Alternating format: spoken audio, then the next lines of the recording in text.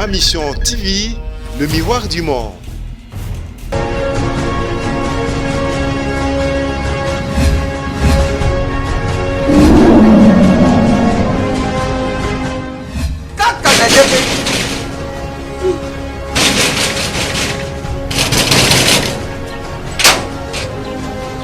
Azaubi ta portable uzafunga nuki.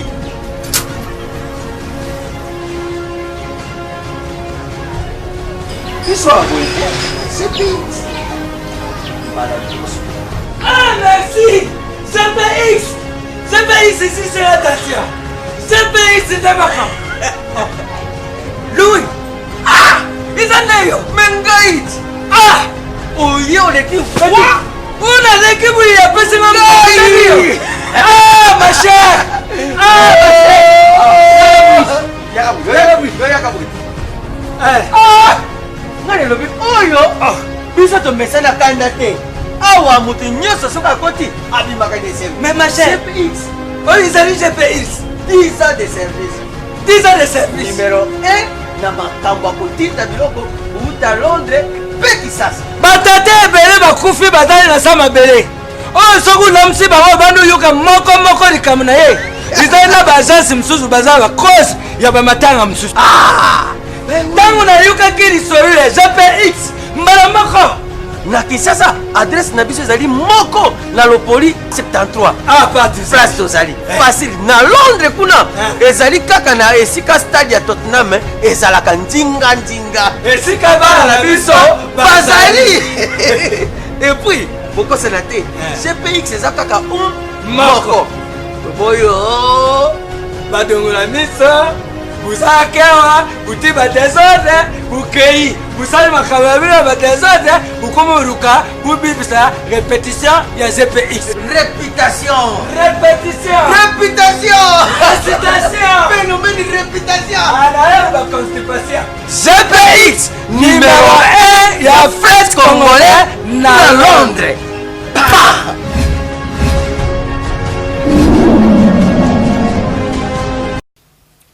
Chers compatriotes, ce 30 juin 2019, la République démocratique du Congo va commémorer le 59e anniversaire de son indépendance.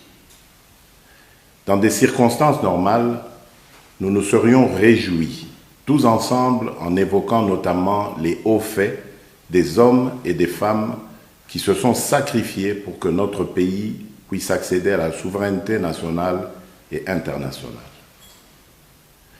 Tout en ayant une pensée pour ceux des pionniers de l'indépendance qui nous ont quittés et ceux qui sont encore en vie, les Congolaises et les Congolais ne peuvent que se rendre à l'évidence.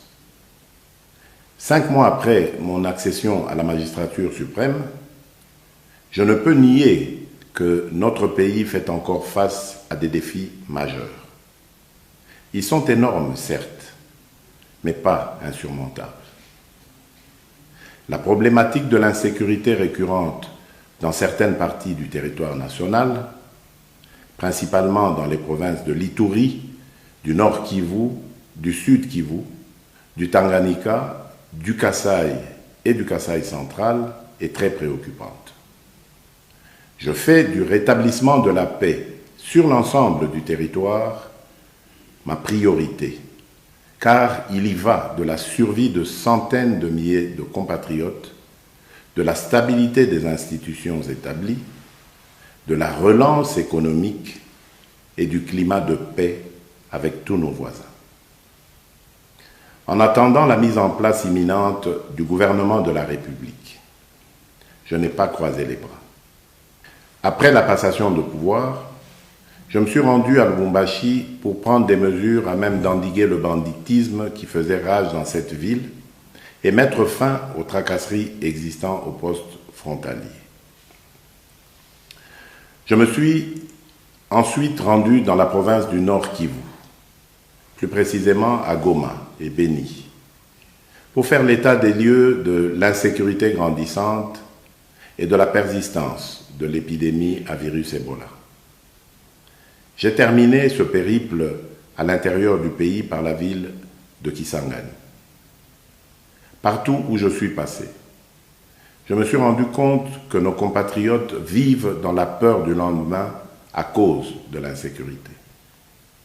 Et en ce qui concerne Beni et Butembo, comme si cela ne suffisait pas, le drame humanitaire que constitue cette épidémie à virus Ebola est venu s'ajouter à ce tableau déjà assombri.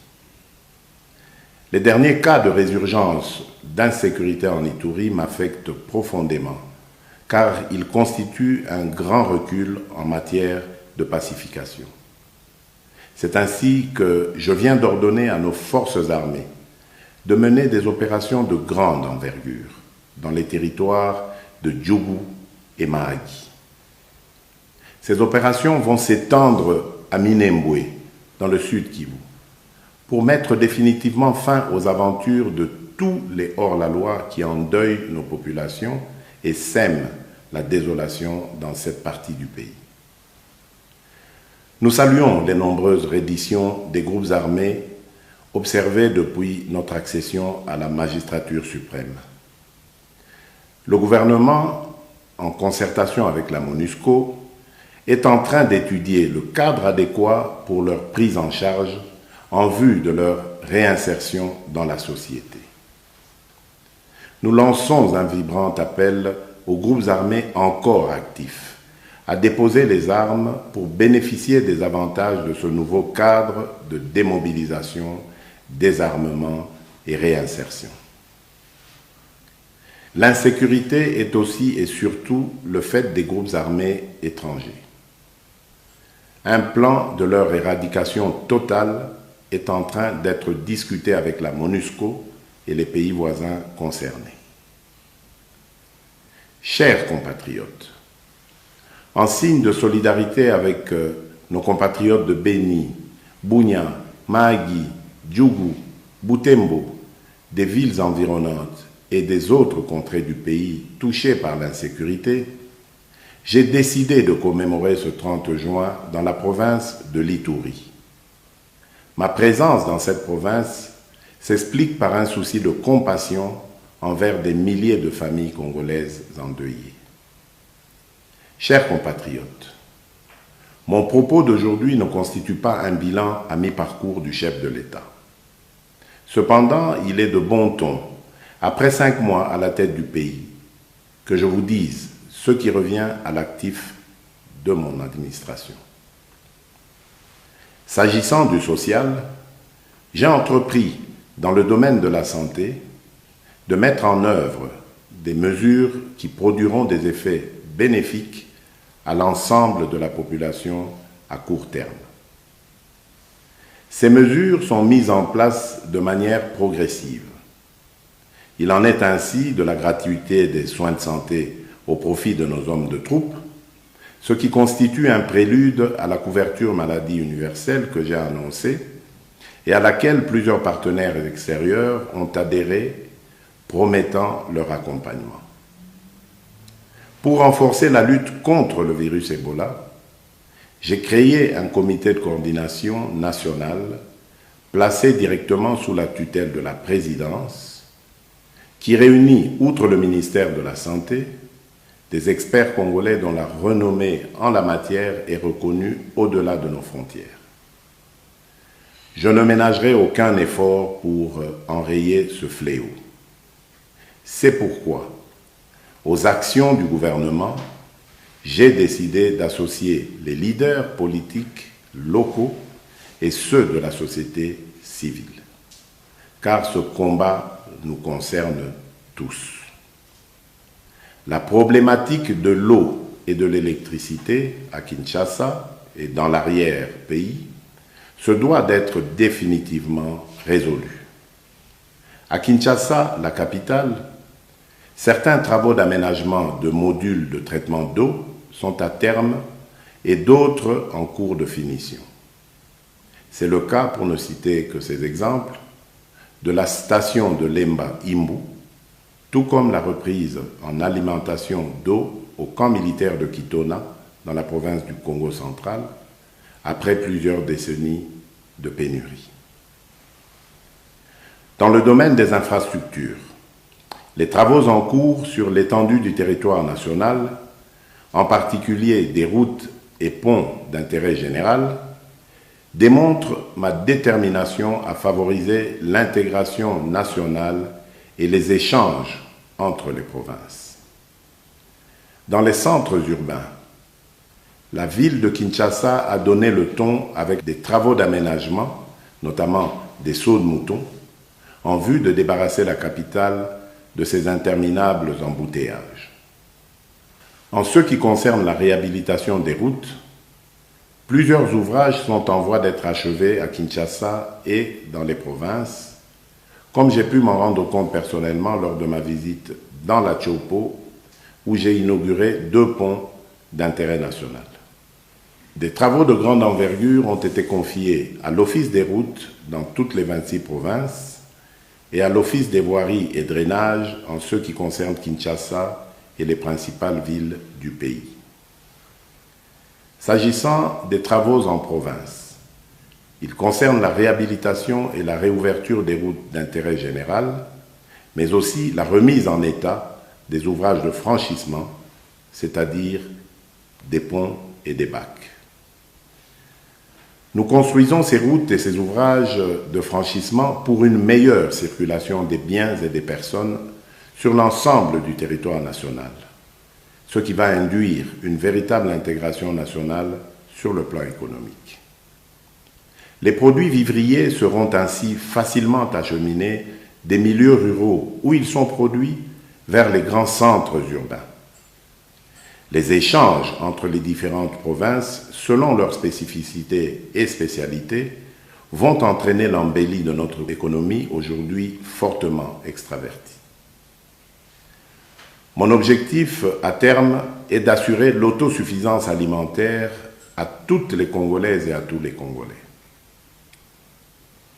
Il est en effet incompréhensible que la République démocratique du Congo, dotée d'innombrables ressources naturelles telles que des terres arables, des fleuves et des rivières poissonneux, des pâturages, puisse importer la quasi-totalité des biens de première nécessité.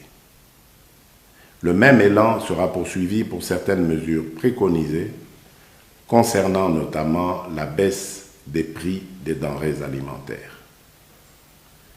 Pour ce qui est des volets politiques et des droits de l'homme, je me réjouis avec l'ensemble des Congolais que notre pays ait connu sa première alternance pacifique et historique à l'issue des élections du 30 décembre 2018.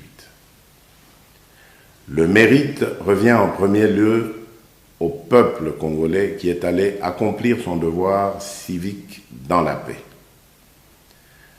Ensuite, l'attitude affichée par mon prédécesseur à propos de l'alternance pacifique a été très déterminante pour le maintien de la paix et de la stabilité dans notre pays. Enfin, le rôle joué par les acteurs nationaux et internationaux impliqués dans le processus électoral a été tout aussi primordial. Concernant les libertés publiques, je ne vous cacherai pas ma satisfaction d'avoir permis la concrétisation de la décrispation politique telle que stipulée dans l'accord de la Saint-Sylvestre. Les exilés politiques sont de retour. Les réunions et manifestations politiques se tiennent sans aucune entrave. Je tiens à vous rassurer sur ce chapitre que les choses iront de mieux en mieux et dans le strict respect des lois de la République et de l'établissement d'un État de droit. Nous n'avons plus de cachots privés dans notre pays. Nos pénitenciers se vident de leurs prisonniers politiques et d'opinion. Plus de 700 prisonniers ont pu être relaxés, comme vous avez pu vous en rendre compte avec la libération notamment de certains cas dits emblématiques. Et pour respecter les standards dans le milieu carcéral, j'ai décidé de l'assainissement des prisons qui sont devenues de véritables mouroirs et de l'augmentation de leur capacité d'accueil. C'est dans ce cadre que les travaux entamés au niveau du centre pénitentiaire de rééducation de Kinshasa, communément appelé prison de Makala, constituent la première étape. Si toutes les manifestations publiques qui se sont tenues jusqu'à ce jour n'ont connu aucun mort, aucune arrestation dans les rangs des manifestants, il est cependant déplorable de constater que ce sont des éléments de la police nationale qui se retrouvent agressés ou grièvement blessés. C'est le cas de la dernière manifestation organisée le 23 juin dernier à Kinshasa. Je me suis personnellement rendu au chevet des victimes d'actes de vandalisme commis par des inciviques, des manifestants mal encadrés qui n'ont pas hésité à s'attaquer aux ouvrages publics, aux paisibles citoyens et à leurs biens. Ceci doit prendre fin et la loi doit s'appliquer dans toute sa rigueur, car je refuse que certains leaders mal intentionnés puissent confondre démocratie et anarchie. Pour renforcer la protection des droits humains, j'ai créé récemment un organisme chargé de lutter contre la traite de l'être humain. Toujours sous ce chapitre, il n'est pas vain de signaler que toutes les tendances politiques ont désormais accès aux médias officiels, notamment la radio et la télévision nationale congolaise, RTNC en sigle. Mes chers compatriotes, 5 mois après mon avènement au pouvoir, je ne peux produire de miracle. C'est pourquoi je fais appel au patriotisme de tout un chacun pour les nombreuses réformes à réaliser en vue de répondre aux besoins multiples et variés de la population. Si nous adhérons tous à la vision selon laquelle tout doit être fait et doit revenir d'abord au peuple, celui-ci a aussi sa part de responsabilité, particulièrement dans le changement des mentalités. Dès lors, je vous exhorte tous à regarder dans la même direction. Notre pays ne pourrait qu'en retirer le plus grand bien. De nouvelles opportunités s'offriront aux Congolais. À la faveur de l'amélioration en cours du climat des affaires, la diversification de notre économie attirera de nouveaux investisseurs. Des emplois seront créés au profit des chômeurs et surtout de nos jeunes. Chers compatriotes, enfin, s'agissant de la diplomatie et de la coopération régionale, dès ma prise de fonction, j'ai procédé à la réouverture de la maison Schengen pour normaliser nos relations avec l'Union européenne, qui est un partenaire traditionnel de notre pays. J'ai organisé un premier déjeuner diplomatique.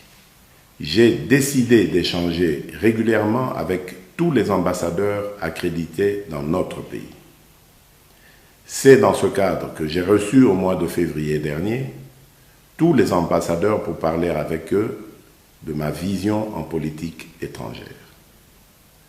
Dans ce même cadre, j'ai tenu à mettre en place des déjeuners diplomatiques, dont le premier s'est tenu avec les ambassadeurs de l'Union européenne et du Canada. Cet exercice va se poursuivre avec les ambassadeurs des autres pays. Dans ce domaine, ma politique sera celle de l'ouverture au monde, dans un partenariat gagnant-gagnant. Quant à la coopération régionale, la position géographique de notre pays, située au carrefour de plusieurs organisations sous-régionales, lui confère un rôle majeur dans l'intégration africaine préconisée par les chefs d'État regroupés au sein de l'Union africaine. L'intégration africaine étant l'objectif ultime, j'ai entamé des voyages au niveau de la région pour partager cette idée avec mes pairs. Cette démarche consiste à réaliser d'abord l'intégration au niveau de chaque sous-région avant sa consolidation au niveau continental. C'est dans ce cadre que mes visites m'ont déjà permis d'échanger avec les chefs d'État de l'Ouganda, du Rwanda, du Burundi, de la Tanzanie, de la Zambie, de l'Angola et du Congo, en ce qui concerne nos voisins. À cette liste s'ajoutent mes fructueuses rencontres avec les chefs d'État du Kenya, de la Namibie, d'Afrique du Sud, du Gabon et de la Guinée équatoriale. Avec les uns et les autres, nous avons compris que nous n'atteindrons pas cet objectif d'intégration africaine et du développement de notre continent si nous ne menons pas un combat farouche contre l'insécurité et les différents conflits qui déstabilisent l'Afrique. Ceci n'est possible que par la construction d'infrastructures transnationales. Les routes, les chemins de fer, les voies aériennes, les voies fluviales et maritimes, et par l'élimination des barrières douanières. Toujours sur ce chapitre de la diplomatie, je voudrais aussi souligner mon dernier passage à Washington, où j'ai eu des discussions avec la directrice générale du Fonds monétaire international. Ces discussions ont débouché sur une mission de cette institution à Kinshasa au titre de l'article 4. Le rapport de cette mission augure la reprise des programmes avec le FMI, qui est une bonne chose pour l'économie de notre pays. Avec la Banque africaine de développement, je voudrais d'emblée remercier le président de cette institution, mon frère Akinwumi Adesina. Au cours de nos échanges, il a clairement indiqué sa satisfaction concernant l'assainissement du cadre macroéconomique et a également promis le soutien de son institution aux différents projets de notre pays. Je voudrais aussi dire qu'au niveau de la Banque mondiale, je viens de recevoir à Lubumbashi le vice-président de cette institution financière internationale, avec qui nous avons partagé des vues communes sur la reprise de leur programme en République démocratique du Congo. Chers compatriotes, après avoir dressé ce constat à mi-parcours dans les domaines étayés, je vous annonce ma détermination à engager le gouvernement à répondre aux attentes de la population par des réformes nécessaires au développement de notre pays.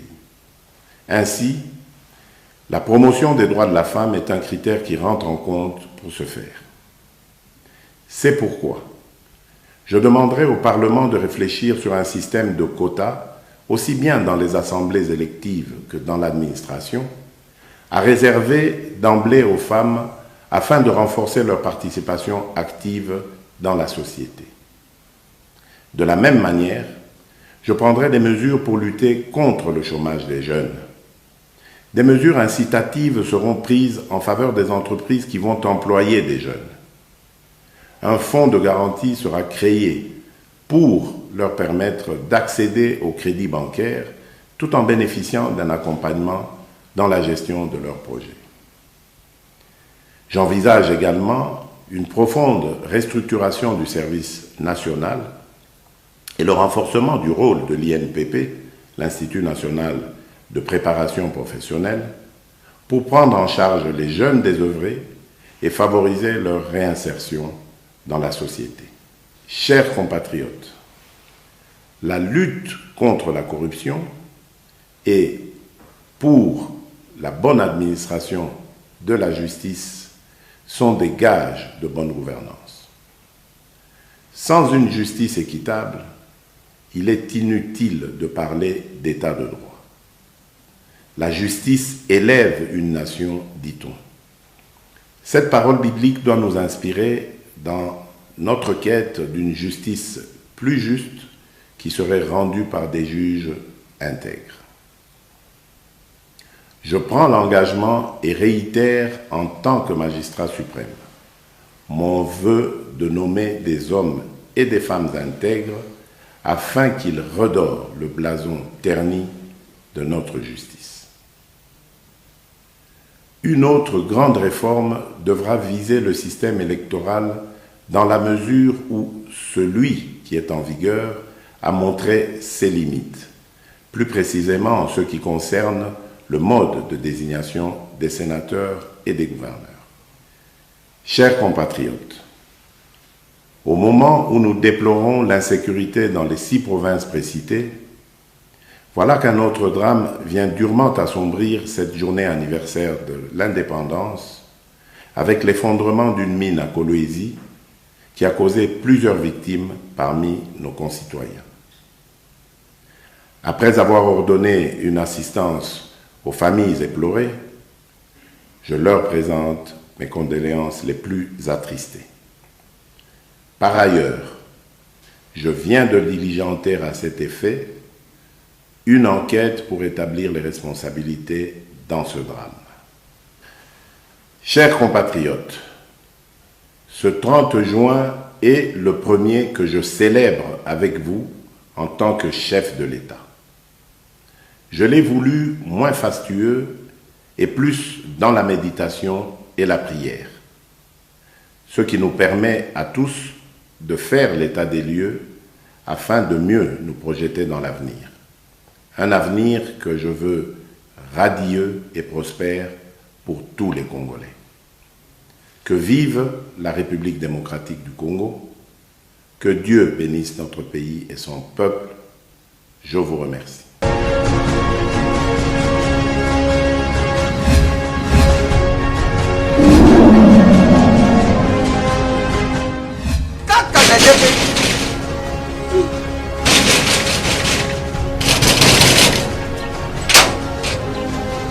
Azauti tapatana usafunga nuki.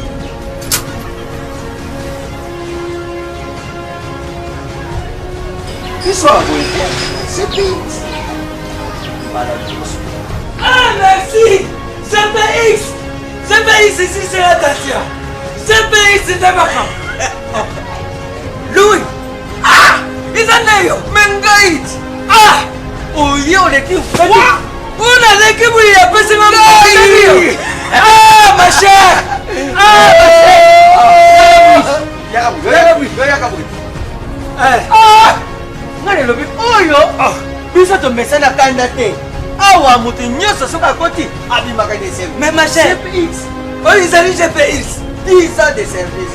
10 ans de service. Numéro 1, na makambo kotita biloko uta Londres pe Kisasa. Batate ebele bakufi batali na sama bele. Oh, soku namsi bango bandu yuka moko likamu na ye. Izali na bajansi msusu bazala cross ya bamatanga msusu. Ah! Tangu na yuka kiri sorule GPX. Mbala moko. Na Kinshasa, adresse na biso ezali moko na Lopoli 73. Ah, pas du place tozali. Facile. Na Londres kuna ezali kaka na esika stade ya Tottenham ezalaka ndinga. Esika bana na biso bazali. Et puis, boko senate, GPX eza kaka moko.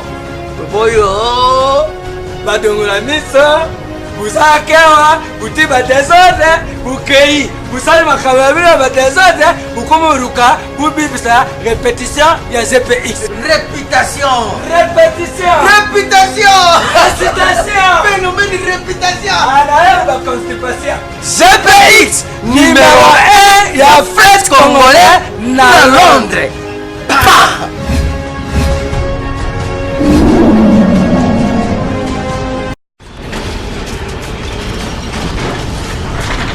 Ma mission TV, le miroir du monde.